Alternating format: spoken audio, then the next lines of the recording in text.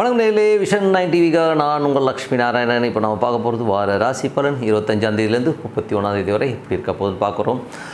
எப்போதும் சொல்கிறது தான், லக்னத்துக்கு பாருங்கள். ராசிக்கு பார்ப்பதை விட லக்னத்துக்கு பார்க்க ரொம்ப பர்ஃபெக்டாக இருக்கும்.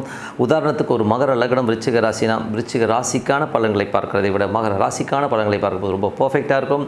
அதே நேரத்தில் முதல்ல வர்றது பார்த்திங்கன்னா புது பலன்களாக இருக்கும். அதுக்கப்புறம் தசா புத்தி பலன்கள், உங்களது ஜனனகால ஜாதக பிரகாரம் என்ன தசை புத்தி அந்தரங்க நடக்குதோ அதுக்கான பலன்களை நீங்கள் மிங்கிள் பண்ணி பார்க்கும்போது ரொம்ப பர்ஃபெக்டாக இருக்கும். இதோட வீடியோட எண்டில் டிப் ஆஃப் த வீக் இருக்குது, மறக்காமல் பாருங்கள். ராசி. தனுசு ராசிக்கு பார்த்திங்கன்னா உங்களது ராசி அதிபதி 5ல் இருக்கிற, அதுவும் சுக்கிரனுடைய சாரத்தில் போகும்போது பெருத்த லாபங்கள், குழந்தைகள், ஆன்மீக சுற்றுலா பிரயாணங்கள், இதெல்லாம் பெரிய லாபங்கள் அள்ளி தரதுக்கான வாய்ப்புகள் ரொம்ப நல்லாவே இருக்குது. குழந்தைகளோட வளர்ச்சி ரொம்ப நல்லாயிருக்கும். குழந்தைகளோட அடுத்த கட்டத்திற்கு போகிறதுக்கான வாய்ப்புகளும் ரொம்ப நல்லாவே இருக்குங்க. எல்லாமே சிறப்பு தான். அதுக்கப்புறம் பார்க்கும்போது உங்களது 2ஆம் அதிபதியான சனி 3ல் இருக்கும்போது சின்ன சின்ன கழகங்கள், நமக்கு தெரியாமல் யாராவது மொபைல் ஃபோன் நோண்டுறது, கேமரா செட் பண்ணுறது மாதிரி விஷயங்கள் கொஞ்சம் கவனமாக இருக்க வேண்டிய ஒரு காலகட்டங்க. அதுக்கப்புறம் உங்களது 3ஆம் அதிபதி சனி ஆட்சி பலத்தோடு இருந்து ராகுடைய சாரத்தில் போகும்போது ஒரு சொத்துக்கள் ஏதாச்சும் பழைய சொத்துக்களோ வண்டியோ வாகனங்களை விற்று அதனால் அடுத்த கட்டத்திற்கு போகிறதுக்கான வாய்ப்புகள் இருக்குது. புதிய வண்டி வாகனம் வாங்குகின்ற யோகங்களும் நிறைய பேருக்கு இருக்குது. அந்த மாதிரி விஷயங்கள் இருக்கும். விற்காத சொத்துக்கள் விற்பனை ஆவதற்கான வாய்ப்புகளும் ரொம்ப நல்லா இருக்குங்க. 4ஆம் அதிபதி 5ல் இருக்கும்போது ஒரு நல்ல ஒரு வளர்ச்சியும் சிறப்பான ஒரு விஷயங்களும் கண்டிப்பாக ஏற்படுத்தும். அது மட்டும் இல்லாமல் ஒரு வண்டி வாகனங்கள் லோன் போட்டு பெரிய வண்டி வாங்கணுங்கிற எண்ணங்கள், புதிய சொத்துக்கள் வாங்குகிற எண்ணங்களும் ரொம்ப நல்லாயிருக்கும். ஆடம்பர பங்களாக்கள் வாங்கணுங்கிற எண்ணங்களையும் நிறைய பேருக்கு தூண்டிவிடும். அதெல்லாமே ரொம்ப சிறப்பான விஷயங்கள் தான். அதுக்கப்புறம் பார்க்கும்போது உங்களுக்கு 5ஆம் அதிபதி செவ்வாய் 3ல் இருக்கும்போது நல்ல லாபங்கள் எள்ளி தருங்க. குழந்தைகளோட வளர்ச்சி, ஆன்மீக பிரயாணங்கள் எல்லாமே ரொம்ப சிறப்பாக இருப்பதற்கான வாய்ப்பு ரொம்ப நல்லா இருக்குது. பட் இருந்தாலும் ஒரு சின்னதாக ஒரு மனக்கலக்கங்கள் போகிறதை தவிர்க்க முடியாது. குழந்தைகளோட விஷயங்கள் குழந்தைகளோட வளர்ச்சியெல்லாம் நல்லா இருக்குது, நல்லா தான். பட் சமயத்தில் நம்மளை போட்டு கடிச்சு போட்டுறான், ஏதாச்சும் ஏடாவிடம் பேசுகிறானேங்கிற ஒரு வருத்தங்களை கண்டிப்பாக கொடுத்துருங்க. அதுக்கப்புறம் பார்க்கும்போது உங்களது 6ஆம் அதிபதி சுக்கிரன் பார்த்திங்கன்னா உங்களுக்கு 3ல் இருக்கும்போது கொஞ்சம் புதிய முயற்சிகள், வேலையில் மாற்றங்கள் நிறைய பேருக்கு நடப்பதற்கான வாய்ப்புகள் ரொம்ப நல்லா இருக்குது. அதில் நல்ல பணம் வருவதற்கான வாய்ப்புகளும் ரொம்ப நல்லாவே இருக்குங்க. 7ஆம் அதிபதியான புதன் பார்த்திங்கன்னா உங்களுக்கு 5ல் கேதுவுடைய சாரத்தில் போகும்போது கொஞ்சம் மன உளைச்சல்கள் நிறைய பேருக்கு ஏற்படுறதுக்கான வாய்ப்புகள் இருக்குது. கணவன் மனைவிக்கு நடுவில் பார்த்திங்கன்னா ஏதோ ஒரு சந்தேகங்களோ ஏதோ ஒரு விஷயங்களை நினச்சி கொஞ்சம் ஐயோ எனக்கு நிம்மதியே இல்லைங்க அப்படிங்கிற மாதிரி விஷயங்களே கண்டிப்பாக வரும். சில பேர் அமைதியாக உட்காந்துருவான். எதுக்காக உட்காந்தானே தெரியும், அப்படியே அமைதியாக உட்காந்துருவாங்க. காரணம் என்னென்னா அது கேதுவுடைய சாரத்தில் போகும்போது கேது 10ல் இருக்கும்போது கொஞ்சம் மன உளைச்சலையும் டென்ஷனையும் கண்டிப்பாக ஏற்படுத்துங்கிற போது வேலையில் ஒரு சில பேருக்கு சின்ன சின்ன சங்கடங்களை ஏற்படுத்துறதுக்கான ரொம்ப கவனமாக இருக்கணும். அதுக்கப்புறம் பார்த்தீங்கன்னா உங்களுக்கு ஏன்னா அந்த பிளானட் அந்த மாதிரி போகுது, அதுதான் விஷயமே, வேறு ஒன்றும் கிடையாது. உங்களுக்கு 8ஆம் அதிபதியான சந்திரன் 8ஆம் அதிபதியான சந்திரன் பார்த்திங்கன்னா உங்களுக்கு தொழில் ரீதியான விஷயங்களை சின்ன சின்ன ஸ்ட்ரெஸ்ஸுகளை கொடுத்தாலும் புதன் வியாழனில் பெரிய வெற்றிகளையும் பெரிய லாபங்களையும் கொடுத்துருவார். அதுக்கப்புறம் வாரத்தின் இறுதி பகுதியில் கொஞ்சம் அலைச்சல்கள், கொஞ்சம் டென்ஷன்ஸு கொடுத்து அதுக்கப்புறம் எல்லாமே சரியாயிடுங்க.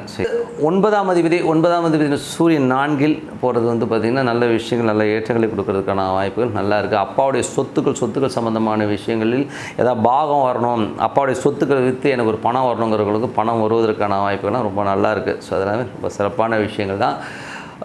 பட் இருந்தாலும் அது 9க்கு 8ல் இருக்கும்போது கொஞ்சம் ஒரு சின்ன மன உளைச்சலையும் ஏற்படுத்தும். அது ஒன்றும் பண்ண முடியாது. தந்தைக்கு உடல்நலம் சார்ந்த விஷயங்கள் கொஞ்சம் கவனமாக இருக்கிறதும் ரொம்ப ரொம்ப அவசியங்க. அது பார்த்துக்குங்க. அதுக்கப்புறம் பார்க்கும்போது உங்களுக்கு தொழில் 10ஆம் அதிபதியான தொழில் ரீதியான விஷயங்கள் 10ல் கேது இருந்து அது சந்திரனுடைய சாரத்தில் போகும்போது தேவையில்லாத ஒரு மன உளைச்சலையும், கடனை நினச்சி சில பேர் வருந்துவதற்கான வாய்ப்புகள் ரொம்ப கவனமாக இருங்க. ஏன்னா அது கடனை ரொம்ப ஹெவியாக ஏற்றிட்டிங்கன்னா அதுக்கப்புறம் தொழிலில் ரொம்ப டென்ஷன் ஏற்படுத்துகிற வாய்ப்பு ரொம்ப ரொம்ப கவனமாக இருக்கணும். சட்ட ரீதியான விஷயங்கள் ரொம்ப கவனம் தேவை. ஏதாச்சும் இல்லீகலான ஆஸ்பெக்ட்ஸ்க்குள்ள போய் போனீங்கன்னா மாட்டிக்கிறதுக்கான வாய்ப்புகள் இல்லை. ஏன்னா அந்த மாதிரி ஆட்கள் வருவாங்க.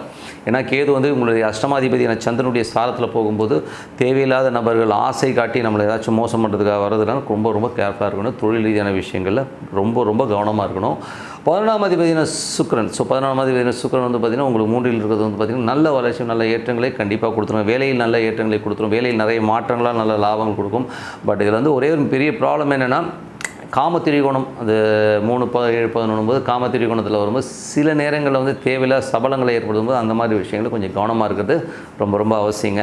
அதுக்கப்புறம் பார்க்கும்போது உங்களுக்கு 12ஆம் அதிபதி செவ்வாய் உங்களுக்கு 3ல் இருக்கும்போது 3, 12 மற்றும் 5, 9 ஆன்மீக சுற்றுலா, ஆன்மீக பிரயாணங்கள் ஏற்படுவதற்கான வாய்ப்புகள் நிறையவே இருக்குது. சில பேர் சுற்றலாம், எங்கேனாச்சும் ஒரு 3 நாள் டூர் போகிறேன், 4 நாள் டூர் போகிறதுக்கான வாய்ப்பும் ரொம்ப நல்லா இருக்குங்க.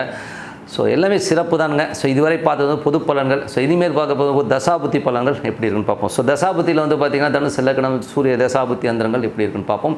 சூரியன் வந்து பார்த்திங்கன்னா உங்களுக்கு 4 இருக்குது. ஸோ 4 9 அப்பா சார்ந்த விஷயங்களில் வந்து சொத்துக்கள் சார்ந்த விஷயங்களில் உங்களுக்கு வந்து ஏதாச்சும் பணம் வரதா இருந்தால் வர்றதுக்கான வாய்ப்புகள் ரொம்ப நல்லாயிருக்கு. ஏன்னா கட் பண்ணிடலாமா?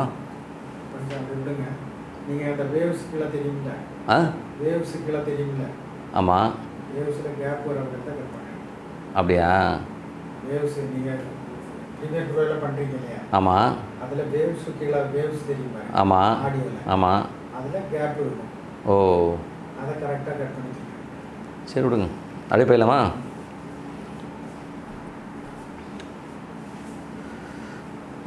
தசாபத்தி தனியாகவே பேசுகிறேன். இப்போ ஃபஸ்ட்டில் அப்படியே பேசுகிறவா இல்லை சூரியன் தான் பேசியிருந்தா தான்.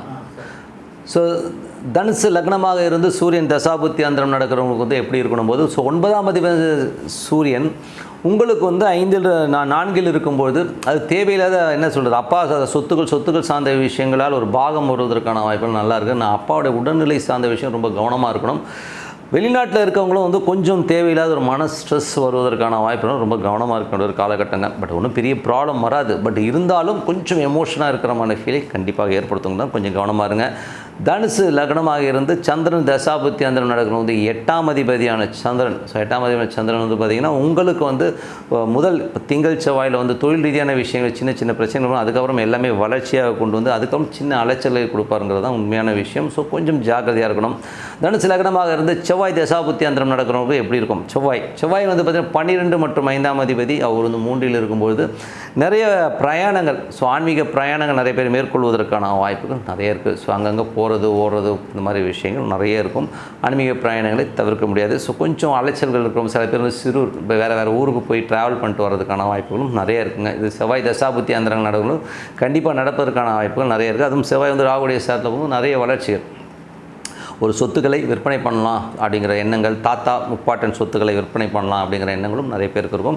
அது விற்பனை பண்ணுறதுக்கான வாய்ப்புகளும் இருக்குங்க. ஸோ எல்லாமே ரொம்ப சிறப்பு தான். ஸோ அதுக்கப்புறம் பார்த்திங்கன்னா தனுசு லக்னமாக இருந்து ராகு தசாபுத்தி அந்தரம் நடக்கிறவங்களுக்கு எப்படி இருக்கும்போது, ராகு வந்து புதனுடைய சாரத்திலிருந்து 5இல் இருக்கும்போது சொத்துக்களை நல்ல லாபங்கள் நல்ல ஏற்றங்கள் கிடைப்பதற்கான வாய்ப்புகள் ரொம்ப சிறப்பாக இருக்குது. தாயார் வழி சொத்துக்கள் பூர்வீக சொத்துக்களாக நல்ல லாபங்கள் வருவதற்கான வாய்ப்புகளும் ரொம்ப நல்லா இருக்குங்க. ஸோ வண்டி வாகனங்கள் வாங்குகின்ற யோகங்களும் சில பேர் கிடைக்கிறதுக்கான வாய்ப்புகளும் ரொம்ப நல்லா இருக்குது. தனுசு லக்னமாக இருந்து குரு தசாபுத்தி அந்தரங்கள் நடக்கிறவங்களுக்கு பார்த்திங்கன்னா குரு வந்து பார்த்திங்கன்னா உங்களுக்கு 5இல் இருக்கும்போது 4ஆம் அதிபதி 5இல் இருக்கும்போதே நல்ல ஒரு வளர்ச்சி நல்ல ஏற்றங்களை தருவதற்கான வாய்ப்புகள் இருக்குது. புதிய சொத்துக்கள் வந்து ஒரு பழைய சொத்தை விற்று புதிய சொத்துக்கள் வாங்குறது, பழைய வண்டி வாகனங்களை விற்றுட்டு புதிய வண்டி வாகனங்கள் வாங்குறதுக்கான வாய்ப்புகள் ரொம்ப சிறப்பாக இருக்கும். ஸோ அதெல்லாமே ரொம்ப சிறப்பான விஷயங்கள் தான். ஸோ அது ஒரு நல்ல விஷயம் தாங்க. ஸோ அதுக்கப்புறம் வந்து தனுசு லக்னமாக இருந்து சனி தசாபுத்தி அந்தரம் நடக்கிறவங்களுக்கு எப்படி இருக்கும்? ஸோ சனி வந்து பார்த்திங்கன்னா உங்களுக்கு வந்து 2ஆம் அதிபதி 3இலும் சின்ன கலகங்களை ஏற்படுத்துவதற்கான வாய்ப்புகள் நிறைய இருக்குது. அதே நேரத்தில் வந்து பார்த்திங்கன்னா இதே தான் வருது, பழைய பில்டிங்கோ பழைய வண்டியை விற்றுட்டு புதிய வண்டிகள் வாங்குறதுக்கான வாய்ப்புகள் ரொம்ப நல்லா இருக்குங்க. ஸோ அது வந்து நடக்குமானா கண்டிப்பாக நடந்து அதனால் ஒரு பெரிய வருமானங்கள் சில பேருக்கு வர்றதுக்கான வாய்ப்புலாம் ரொம்ப சிறப்பாக இருக்குது. ஸோ தனுசு லக்னமாக இருந்து புதன் தசாபுத்தி அந்தரம் நடக்கிறவங்க வந்து புதன் கேதுடைய சாரத்தில் போய் இப்போ இருக்கும்போது தொழில் ரீதியான விஷயம் ரொம்ப கவனமாக இருக்கணும். ஸோ தொழிலில் வந்து பார்த்திங்கன்னா ஏதாவது இல்லீகல் ஆஸ்பெக்டில் இழுத்துட்டு கொண்டு போயிட்டு அதனால் நமக்கு டென்ஷன் வர்றதுக்கான வாய்ப்புகள் ரொம்ப கவனமாக இருக்கணும். தேவையில்லாத நபர்கள், அரசுக்கு புறம்பான ஆட்கள்கிட்டலாம் பழக்கம் வச்சுக்காமல் இருக்குது. இப்போ லேட்டஸ்ட்டாக பார்த்திங்கன்னா ஒரு பெரிய பிஸ்னஸ் மேனாக கைது பண்ணி பார்த்திங்கன்னா ஒரு பெரிய படங்கள்லாம் எடுத்துருக்காரு. கடைசியில் பார்த்தா போதைப் பொருட்கள்லாம் விற்றுருக்காரு அப்படின்னும் போது நமக்கு ரொம்ப சங்கடமாக இருக்குது. ஸோ அந்த மாதிரி ஆட்கள் வருவாங்கனாலும் கொஞ்சம் கேர்ஃபுல்லாக இருக்கும். உதாரணத்துக்கு சொல்கிறேன், வேற ஒன்று கிடையாது. ஸோ கொஞ்சம் கேர்ஃபுல்லாக இருக்க காலகட்டங்கள். காரணம் என்ன, புதன் வந்து கேதுடைய சாரத்தில் போகும்போது அந்த மாதிரி விஷயங்கள் கண்டிப்பாக நடக்கும் அப்படிங்கிறத பார்த்துக்கணும். அதுக்கப்புறம் உங்களுக்கு வந்து தனுசு லக்னமாக வந்து கேது தசாபுத்தி அந்தரம் நடக்கணும் ரொம்ப கேர்ஃபுல்லாக இருக்கும். ஏற்கனவே சொன்ன பார்த்திங்கன்னா சட்ட ரீதியான விஷயங்கள் வந்து ரொம்ப டென்ஷன் பண்ணோம். கொஞ்சம் மிஸ் ஆகிடுச்சுன்னா உள்ளே போகிறதுக்கான வாய்ப்புகள்லாம் இருக்கிறது, கொஞ்சம் கேர்ஃபுல்லாக இருங்க. ஓகேங்களா? அப்புறம் தனுசு லக்னமாக இருந்து சுக்கிர தசாபுத்தி அந்தரம் நடக்கிறவங்க எப்படி இருக்கணும்? வேலை சம்மந்தமான விஷயம் நல்ல ஏற்றங்கள் நல்ல மாற்றங்கள்லாம் இருக்கும். ஸோ இது பார்த்திங்கன்னா உங்களுக்கு 6 11ஆம் அதிபதி 3இல் இருக்கும். வேலை நிறைய மாற்றங்கள், ஒரு இடத்த விட்டு இன்னொரு இடத்துக்கு மாறலாமாங்கிற எண்ணங்களும் நிறைய இருக்கும். ஸோ புதிய கடன்கள் வாங்குறதுக்கான வாய்ப்பு, ஒரு கடன் அடைச்சிட்டு இன்னொரு கடன் வாங்குறது, இந்த மாதிரி விஷயங்களும் சிறப்பாக நடப்பதற்கான வாய்ப்பு ரொம்ப நல்லா இருக்குங்க. ஸோ மற்றபடி என்னங்க, என்னை பொறுத்தவரை வந்து நல்ல ஒரு வளர்ச்சி இருக்கணும்னா பிரார்த்தனை ரொம்ப அவசியம். மனதார இறைவனை வந்து பிரார்த்தனை பண்ணுங்கள். கண்டிப்பாக அடுத்த லெவல் போகிறதுக்கான வாய்ப்பு ரொம்ப சிறப்பாக இருக்குது. Tip of the week. So tip of the வீக்கில் இந்த வாட்டி வந்து ஒரு டிஃப்ரெண்ட்டான ஒரு சப்ஜெக்டை பார்க்க போகிறோம். ஸோ நிறைய பேர் வந்து என்கிட்ட கேட்ட ஒரு கேள்விகள், சாமியை கும்பிட்டா எனக்கு கோடி கோடியாக பணம் கிடைக்குமா, தங்கம் கொட்டுவா, ஸோ இது மாதிரி விஷயங்களை நிறைய பேர் கேட்குறது உண்டுங்க. ஸோ முதல்ல வந்து ஒரு விஷயம் புரிஞ்சுக்கணும், சாமினா யார்? சாமினா வந்து நமக்கு மேலே இருக்க ஒரு பரம்பொருளுங்க, அவ்வளோதாங்க. அதை என்ன வேணால் உருவகப்படுத்திக்கங்க. உங்களுக்கு இஷ்டமான தெய்வத்தை நீங்கள் வந்து உருவப்படுத்திக்கலாம், பேசிக்கலாம், என்ன வேணால் பண்ணலாம். அது வந்து சாமி. ஸோ சாமிகிட்ட வந்து என்கிட்ட வருவாங்க, நான் இந்த கோயிலுக்கு போங்க, இந்த மாதிரி ஒரு வழிபாடு முறைகளை செய்யுங்க அப்படின்னு நம்ம சொல்கிறோம். அப்படி செய்யும்போது என்ன ஆகும்னா, இவங்க முதல்ல வந்து நான் சொல்கிறத வந்து இவங்க முதல்ல கேட்பாங்கும்போது கேட்கும்போது நமக்கு தமாஷாக இருக்கும். அவன் அப்படியே சரி சார் செய்கிறேன் சார்னுவாங்க. ஆனால் ஃபாலோ பண்ண மாட்டாங்க. மெயினாக ப்ராப்ளம் என்னென்னா, இந்த கர்மா வந்து விடாதுங்க. அவங்களுக்கு மேலே தப்பு கிடையாது, யாரையும் வந்து நான் குறை சொல்லணும்னு சொல்லலை. கர்மா விடாது. முதல்ல வந்து நீங்கள் சாமி கும்பிட்டாங்கன்னா எல்லோரும் சொல்லணும்னு நினைப்பாங்க, சாமியை கும்பிட்டு நான் அப்படியே இறைவனோட ஒன்றுனா எனக்கு அப்படியே தங்கம் கொட்டும், கட்டுக்கட்டாக பணம் வந்து வீட்டில் குமியும் அப்படின்னு ஒரு ராங் கான்செப்டில் வந்து எல்லோரும் போகிறாங்க. முதல்ல ஆன்மீகத்தில் போய் நீங்கள் இறைவனோட ஒன்றும் போது என்ன தெரியுமா ஆகும், முதல்ல உங்கள் கர்மா தான் வெளியில் வரும். ஓகேங்களா? உங்களோட பேட் எலிமெண்ட்ஸு, நீங்கள் போன ஜென்மம் அதுக்கு முந்தின ஜென்மத்தில் பண்ண கர்மாலாம் வெளில வரும். அப்போ தான் ரொம்ப கஷ்டமே வரும். எப்போ நீங்கள் சாமியை ரொம்ப ஒன்றிக்கு போய் கும்பிட ஆரம்பிச்சிங்களோ ஹெவியான கஷ்டங்களை நீங்கள் அனுபவிப்பீங்க. அதுதான் உண்மையான விஷயம். இப்போ என்னுடைய வாழ்க்கையில் நடந்த ஒரு விஷயத்தை நான் உங்கள்கிட்ட பகிர்ந்துக்கிறேன். அப்போ உங்களுக்கு சொல்கிறதுக்கு ஈஸியாக இருக்கும், உங்களுக்கு புரிஞ்சுக்கிறதுக்கு. எல்லோரும் வந்து கேள்விப்பட்டிருப்பீங்க, கிரியா யோகம்னு ஒன்று இருக்குது. ஸோ அதை வந்து எனக்கு வந்து சரியான ஒரு கைடன்ஸ் இல்லாமல் நானே பண்ண ஆரம்பித்தேன். நானே பண்ணும்போது என்ன ஆயிடுச்சுன்னா, அது வந்து பண்ண ஒரு மாதிரி ஆச்சு. அப்புறம் கூட இன்னொருத்தர் என்ன சொன்னால், இது ஒரு சில மந்திரங்கள் இது வந்து அப்படியே ஜபம் மாதிரி பண்ணுங்க அப்படின்னாரு. பண்ண என்ன ஆயிடுச்சுன்னா, ஒரு வித்தியாசமான ஒரு அனுபவங்கள்லாம் வர ஆரம்பிச்சிச்சு. நான் ஒரு இடத்துக்கு போனேன்னா இந்த இடத்துடைய சூழல்கள் எல்லாமே எனக்கு வந்து முன்னாடியே தெரிய ஆரம்பிக்கும். ஒரு மனிதன் வந்து என்ன நினைக்கிறாரோ அந்த மாதிரி விஷயங்கள்லாம் எனக்கு கன்வே ஆக ஆரம்பிச்சுன்னு பயந்துட்டேன், ஓப்பனாக சொல்லணும்னா. பட் கர்மா வந்து அப்படியே பயங்கரமாக வேலை செய்ய ஆரம்பித்ததை நான் உண்மையாக உணர்ந்தேன். கிரியா பண்ணும்போது அந்த கர்மா வெளியில் வரதை என்னால் உணர முடிஞ்சுது. அந்த கிரியா வந்து நான் பண்ணது வெறும் 2 மாதங்கள் தான் பண்ணேன். அந்த 2 மாதத்தில் பண்ணி எனக்கு வந்த துக்கம் 5 வருஷத்துக்கு இருந்ததுன்னா பார்த்துக்குவேன். அவ்வளோ ஒரு கடினமான துக்கம், அவ்வளோ பிரச்சனைகள். என்னடா அது சாமி கும்பிட்டு இவ்வளோ ஒரு பிரச்சனையில் மாட்டிக்கிட்டேன்னு. ஏன்னா வந்து நான் ரொம்ப குண்டாக இருந்தாலும் அப்படியே மெலிஞ்சு அவ்வளோ பிரச்சனைகளை உருவாகிச்சு. ஹெல்த்தெல்லாம் வந்து ரொம்ப படுத்திடுச்சு. ஹெல்த்தெல்லாம் பார்த்திங்கன்னா, நான் வந்து 7 மணிக்கு, அதாவது 8 மணிக்கு நான் டிஃபன் சாப்பிட்ணும். 8 மணிக்கு டிஃபன் சாப்பிட்லான்னா எனக்கு வந்து 8:30 மணிக்கு வந்து ஜுரம் வந்துடும். அதுக்கப்புறம் வந்து 1 மணிக்கு நான் லஞ்ச் சாப்பிட்ணும். லஞ்ச் 1 மணிக்கு சாப்பிட்ணும், 1:30 மணிக்கு ஜுரம் வந்துடும். இந்த மாதிரி வியாதி கேள்விப்பட்டீங்கன்னா, நான் டாக்டர்கிட்டலாம் போய் நான் இது பல வருடங்களுக்கு முன்னாடி நடந்த கதையை சொல்கிறேன்.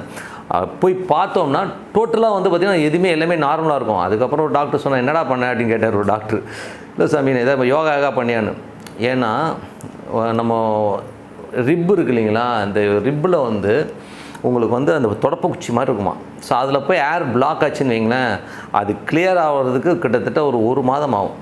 ஸோ இதுதான் இது பிரச்சனை. ஆனால் இந்த டாக்டர் என்ன சொல்ல, அதுக்கப்புறம் ஒரு டாக்டர் சொன்னேன், அது ஏர் பிளாக் ஆகிருக்கும் ரிப்பில், அப்போ வந்து இந்த மாதிரி தான் ஆகும், அது தானாக சரியாயிடும் 1 மாதம்னாரு. பட் எனக்கு துக்கம் வந்து அழுது அவ்வளோ பிரச்சனைகள் உருவாச்சு. அதுக்கப்புறம் ஒரு குருமார்கிட்ட போய் கேட்டேன், சாமி என்ன சாமி இது, நான் இதை போய் செஞ்சு எனக்கு பெரிய பாடாகி போச்சு அப்படின்னும் போது, அப்போ அவர் சொன்னார், உனக்கு சரியான கைடன்ஸ் இல்லாமல் நீ போய் ஒரு ஹை வோல்டேஜ் ஒயரை தொட்டுட்ட, பரவாயில்ல நீ தப்பிச்சிட்ட. ஏன்னா கைடன்ஸ் இல்லாமல் போய் தொட்டனால வந்து நிறைய பேர் வந்து ஒன்றும் பைத்தியம் ஆயிடுவாங்க, இல்லைனா வந்து செத்து போயிடுவாங்க. அவ்வளோ மோசமான ஒரு ஹை வோல்டேஜ் ஒயர் அது. பரவாயில்ல நீ அதோட எஸ்கேப் ஆகிட்டேன்னு சொல்லி சொன்னார். எதுக்கு சொல்கிறேன்னா, சாமிகிட்ட போகும்போது அது கர்மா தாங்க முதல்ல வெளியில் வரும். அந்த கர்மாவை நீங்கள் தாங்கி, அந்த வலியை தாங்கி வெளியில் வந்து அதுக்கப்புறம் நல்ல வாழ்க்கை கிடைக்குன்றது தான் உண்மையான விஷயம். ஸோ நம்ம வந்ததே வந்து கர்மாவனு. அதனால் வந்து சாமிகிட்ட போய் டீல் பேசுகிறது, நான் வந்து என்ன இந்த காரியம் நடந்தால் அவருக்கு வந்து நான் முடிய கொடுக்குறேன், மொட்டை அடிக்கிறேன், இந்த மாதிரி விஷயங்கள்லாம் சொல்கிறதெல்லாம் வந்து கேட்கும்போது ரொம்ப தமாஷா இருக்கும். சாமிகிட்ட டீல் பேசுறது நம்ம யாருங்க? முதல்ல சாமி எப்படி தெரியுங்க கும்பிடணும், ரொம்ப பட்டை அடிச்சுட்டு சுத்தபத்தமாக இருந்து ரொம்ப உட்காந்து விழுந்து கும்பிடணும் கூட அவசியம் கிடையாது. சாமி வந்து ஃப்ரெண்டாக நினச்சி பண்ணி பாருங்கள், சாமி உங்க கூட பேசுங்க. நீங்கள் பேசியிருக்கீங்களான்னு எனக்கு கேட்காதீங்க, நான் அந்த அனுபவத்தை நான் வேறு ஒரு வீடியோவில் வந்து ஷேர் பண்ணுறேன். அருமையாக இருக்கணும்னா ஃப்ரெண்டாக டீல் பண்ணுங்கள். காலையில் சும்மா மூஞ்சியை கழுவிட்டு உட்காந்து அமைதியாக இருக்கிற இடத்த சாமியை பாருங்கள், அற்புதமாக வேலை செய்யும். எந்த வித எதிர்பார்ப்பும் இல்லாமல் உட்காந்து பாருங்கள், அற்புதமான விஷயங்கள் மேஜிக்கில் நடக்க ஆரம்பிக்கும். எனக்கு தெரிஞ்சவரை சூப்பரான விஷயம் பிரார்த்தனையில் பேராசை இருக்கக்கூடாது. நீங்கள் போய் சாமிக்கிட்ட போய் டீல் பேசுகிறது, அக்ரிமெண்ட் போடுறது, இந்த மாதிரி விஷயங்கள்லாம் போடாதீங்க. சாமியை ஃப்ரெண்டாக வச்சுக்கின்னு தான் சொல்ல வந்தது தான் இந்த மெயினான கருத்து. காரணம் என்ன, கர்மா தான் வெளியில் வரும். கர்மாவை தாங்கிட்டு அதுக்கப்புறம் தான் நல்ல விஷயம் வரும். அதனால் கர்மாவை தாங்க. ஸோ நல்ல விஷயங்களை நான் சொல்லியிருக்கேன்னு முடியும். நீங்கள் ஏதாச்சும் டவுட் தான் கால் பண்ணுங்கள். ஸோ சிறப்பான ஒரு நல்ல விஷயத்தை சொல்லியிருக்கோம். ஸோ உங்களிடம் விடைபெறுவது உங்கள் லக்ஷ்மி நாராயணன். நன்றி, வணக்கம்.